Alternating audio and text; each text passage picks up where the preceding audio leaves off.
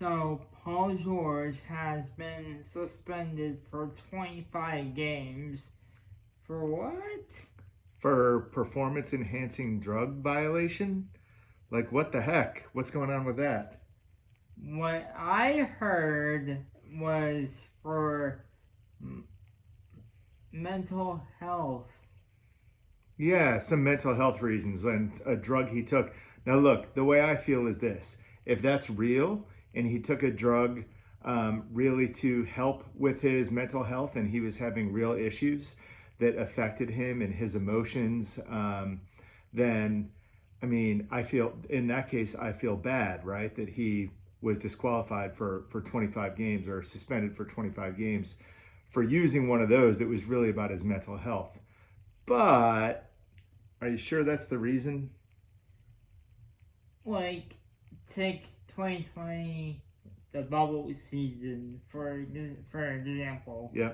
Everyone was tight Mm-hmm. in in Disney, I believe. Right. It was a Disney area. They called it the NBA bubble. They all had to like live together and play games, and they were just in a bubble, right? Yeah, and that made him feel uncomfortable. So that messed with his emotional well-being, his state of mental health. And I get it. I mean, that was COVID times, right? Pandemic times. That affected a lot of people. I didn't even, I mean, I didn't need to take drugs for my mental health, but I can tell you, I definitely felt differently about the state of the world and what we were going through, right? So he definitely had that at the time, right? Yeah, and at the time, even more NBA players were confessing what they're going through Mm-hmm. in 2020. That's right. It became pretty open for professional athletes to talk about the struggles they were having with everything that was going on in the world with COVID. And not just COVID, it sort of opened up to athletes talking about a lot of things about their mental health, right? And that's kind of, I think, when people realized they're just kind of regular people, right? They're struggling like any of us are with everything about the world and just what's going on in their personal lives or whatever it might be that's making them struggle. So that's why we feel together, right? If Paul George really was taking a drug to help him through those struggles, and that's why he's suspended, that's a shame, right? Shame on him then, yeah. Well, no, shame on. Yeah, I mean, he should know either way. But if he was taking a drug that was truly for that reason, that made his mental health better and more stable, then okay, it's too bad he got suspended for 25 games because of that. But I guess there was still something, illegal per the league rules in that. But I mean, do you think that's really? Do you think that's an excuse he's making?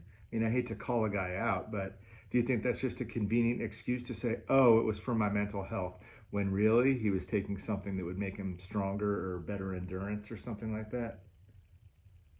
Could be, could not. Who knows? Right.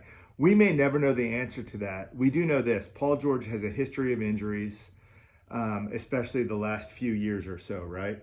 History of injuries, inability to stay on the floor. And what were you saying? To be honest, I forgot. So what Shep's saying is he's agreeing with everything I'm saying.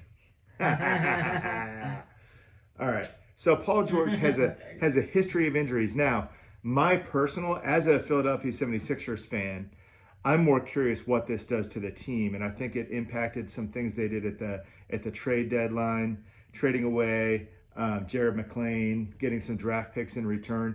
Maybe they would have done things differently if Paul George wasn't suspended. Yeah, and we'll talk about the trades in a different video. That's right. Our next video will have to do with the NBA trade deadline, teams that were very active, and I think there were a lot of interesting things that happened, but we'll talk about that in the next video. But I'm thinking like Warriors, Bulls, Hornets of all teams were just about the most active at the trade deadline, and that's interesting. We could be looking at a new NBA over the next few years and the teams that rise to power. Including like the Jazz. Yeah, right? It's crazy. So, All right, guys. Well, hey, we've said enough, I think, about Paul George and the way we feel about that. And our next video is going to have to do with the trade deadline in general. But don't forget to smash that button.